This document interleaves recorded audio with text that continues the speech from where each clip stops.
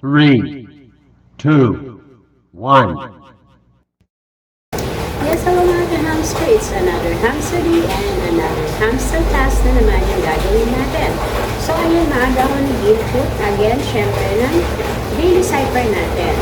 And medyo mahirap po ang pag-i-input na naman ng daily cipher ng Morse code kasi nag-bleep na naman si hamster.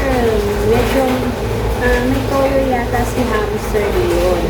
So, ayun, medyo matagal na naman tayo makapag-input. Minuto na naman kasi kakahintay dun sa syempre, kailangan naka-red before tayo mag-tap kasi para hindi mali-mali.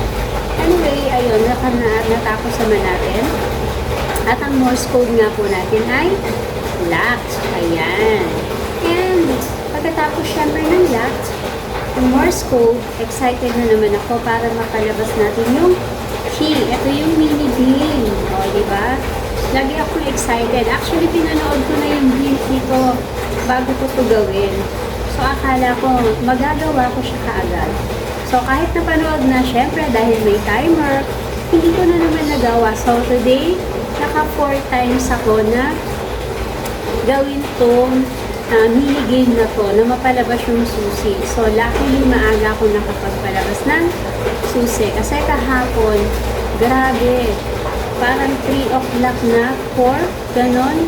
Before, 1 hour before matapos yung isang key para sa kahapon. Sa kahapon lang siya napalabas. Buti na lang nakuha pa rin natin yung pangalawang susi kahapon. And ngayon, pangatlong susi na ang nakuha natin. So, sana ganun din po kayo, nakukuha nyo yung mga key. Napapalabas nyo po yung key, yung puzzle ko. Sana ay nasusolve nyo rin yung puzzle. Kasi, meron naman binibigay si hamster na hint.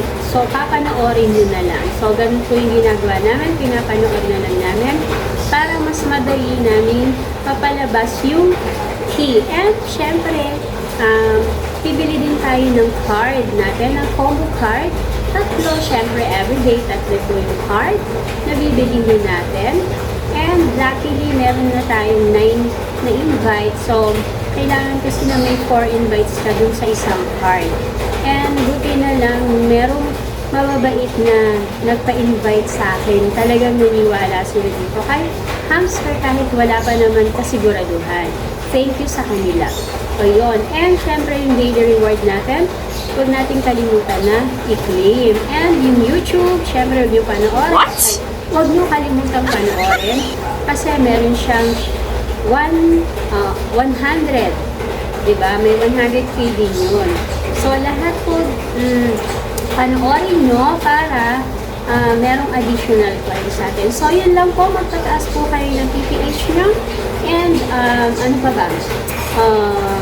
Yun. Mag-level up po kayo ng mga cards nyo. Don't forget para pumasa ang PPH.